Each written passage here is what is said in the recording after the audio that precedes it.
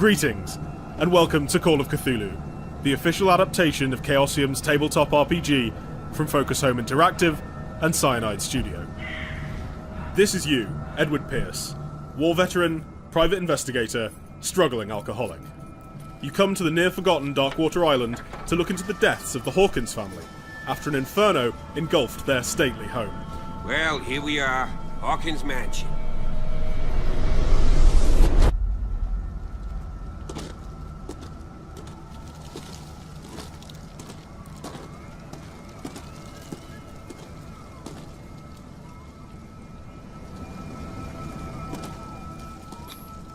$1693.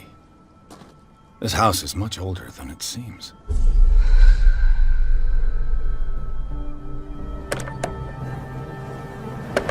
Whoa! Whoa! You were trying to force the door, you nosy prick! Easy, sir, all right?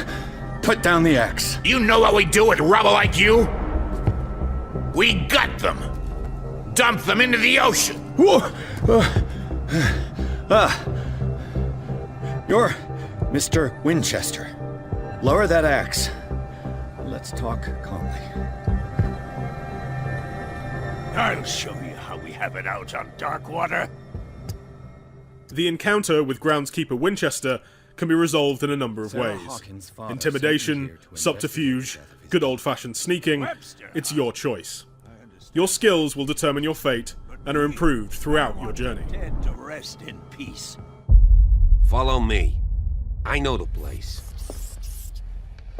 Incidental details will tie into your understanding of what happened to the Hawkins family, and the story of the island as a whole. Your skills will determine how much knowledge you can glean from a painting, a book, or a ritual circle. The Last Supper of the Hawkins. What does this tell me?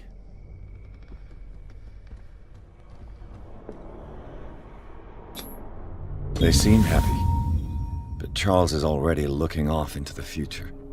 His marriage just a stop along the way. Let's see if I can find something the cops missed.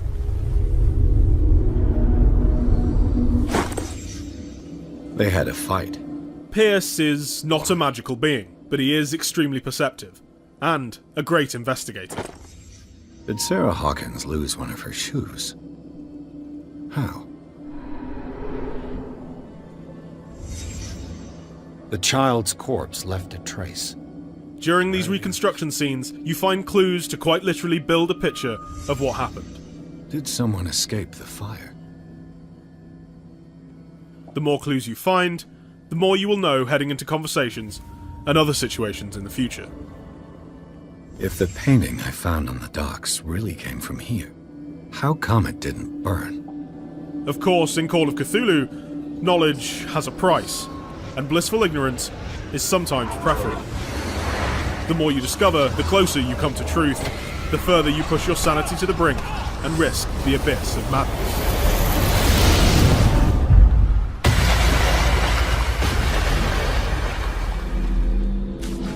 Your journey is just beginning.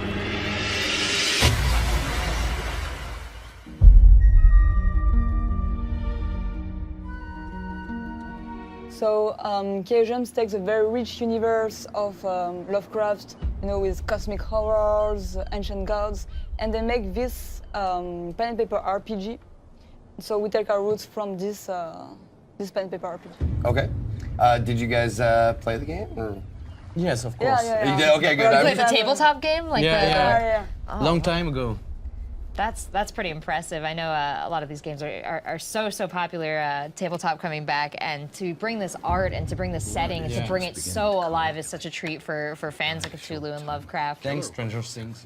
Right? Yeah, I guess we can attribute them. I was going to say Matt Mercer and all the wonderful work the D&D community is doing. Shout out Anna Prosser. But the setting of Lovecraft is so important to his storytelling.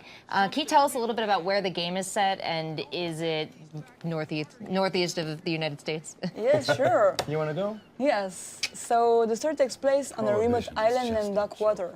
You will play as Edward Pierce, a private investigator from Boston in the early 20s. So the story starts like a a normal Lovecraft story. So we've been hired to investigate on a very suspicious fire accident that took the life of the Hawkins family. And as long as you progress and Pierce get closer to the truth, he will fall into madness and yeah, nothing good at the end. And are we trying to fall into madness? Are we trying to avoid and hold off madness as long as we can more here? the latter, yeah. All right. And how does the madness as it encroaches upon our player affect the gameplay? Yeah, it's a core question to this game. So it's not about a system properly, okay?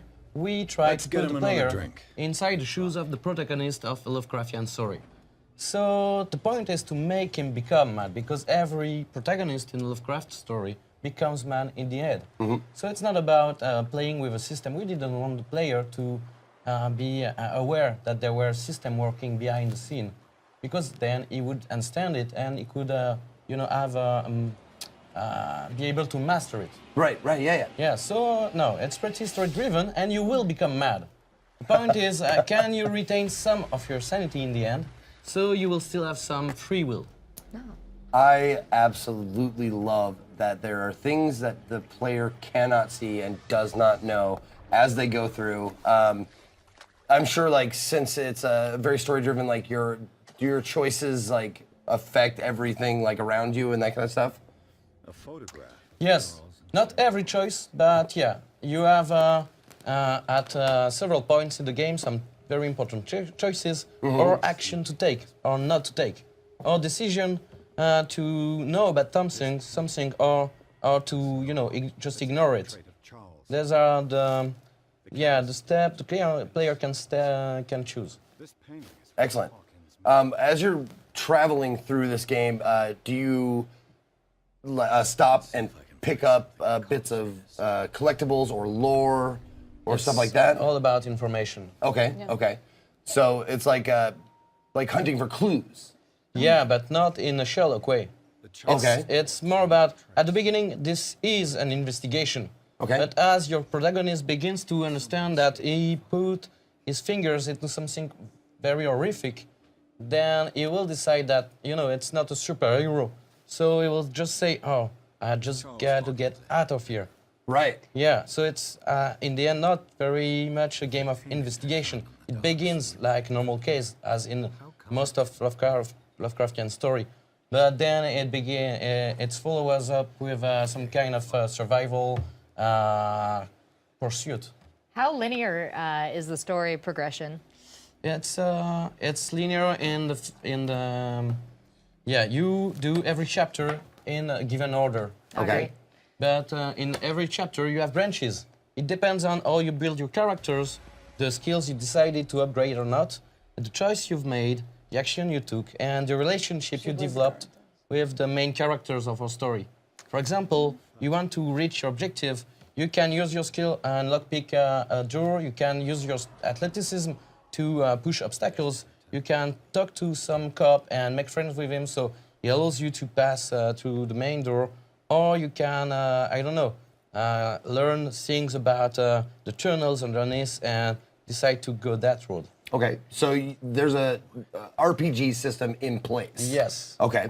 How do you acquire these skills? Is there experience or? Yeah, you have two ways. You want to explain? Yeah, so as you progress through the story, you will be rewarded by experience points. Okay. And there are some other skills that will develop only if you find the right items on the environment. Okay. Like forensic books or things like that. So we have a lot of skills such as occultism, psychology, investigation, or even spot hidden, which is very important in the Chaosium rulebook. So what you're saying is that a player who is slow and meticulous and looks at every, that's what I do, will be rewarded because you'll find more like... You will be able to do better choices. Okay. So as a coward who is afraid of facing fears and will always make the safest choice to get through the place quickest, am I still going to be able to It depends. move forward in this game? Yeah, of course you will be, but some possibilities will close because you didn't act directly, Sometimes you have to act fast, decide fast, and it will be a matter of guts and quickness. Well, my question is, we see a lot of games draw inspiration from Lovecraft and Cthulhu, and pay homage to the characters in their gameplay. But this is one of the first times we've seen a game full on tackle Lovecraftian monsters. So we have a lot of favorites. You know, Cthulhu everybody loves, but there's like the fish head villagers and the weird blobby gross people. How many other Lovecraftian characters are we going to encounter? It's hard to tell without spoiling the game. Okay. That's fair. So we will encounter some of the creatures of the meadows. We will hear about other creatures of the meadows without seeing them. But as far as I can tell, we speak about... The most merciful thing in the world is the inability of the human mind to correlate all its contents.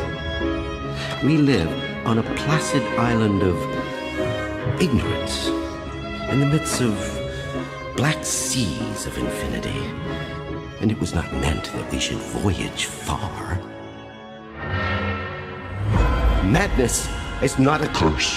With 5 feeble senses, we pretend to comprehend the boundlessly complex cosmos. I have seen the dark universe yawning. The gods pity the man who in his callousness can remain sane to the hideous end. Sanity is a curse. Madness offers the only freedom.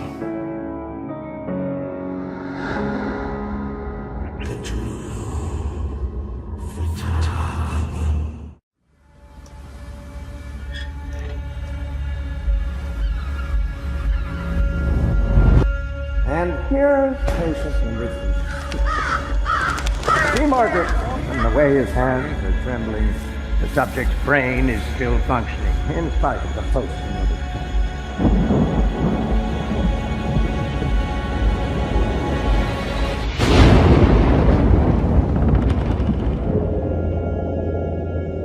Sometimes regains consciousness.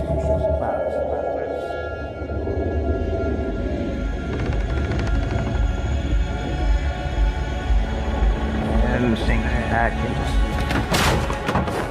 Hey, you! Stop right there!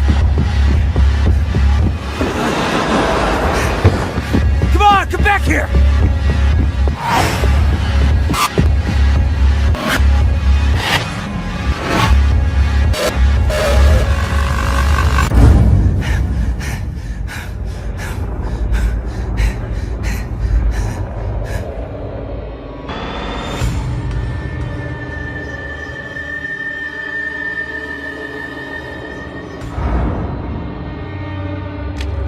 What do we recommend in this kind of situation, Margaret? Peanut butter song. Yeah, you're making progress, Margaret. But you must keep studying.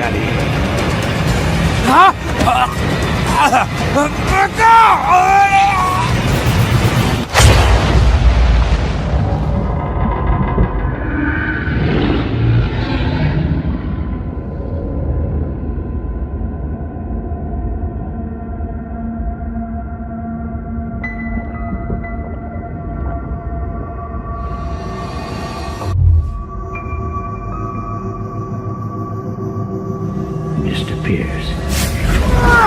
Mr. Pierce, can you hear me? The Mason! Everything is fine, Mr. Pierce. What the hell am I doing here? It was just a nightmare. I was there! Mr. Pierce, don't Have to get back You there. have to rest. No, but the dreams, they were real! Only time can heal Diane! your affliction. Two, one.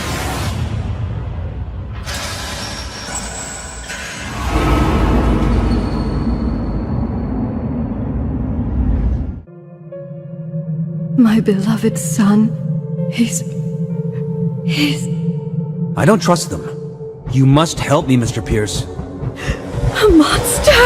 Are you sure these paintings were hers? This creature is an insult to God. Cast it back into the sea.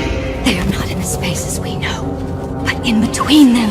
Dozens of dead whales floating belly up with unexplained lacerations. That's what I heard. People fear darkness, but if I were you, I would fear light.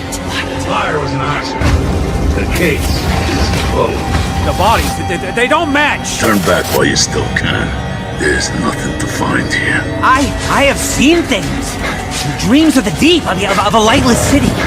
Have you had those dreams as well? He's dreaming. He will awake.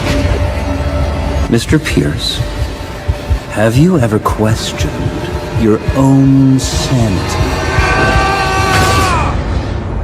Maybe you should.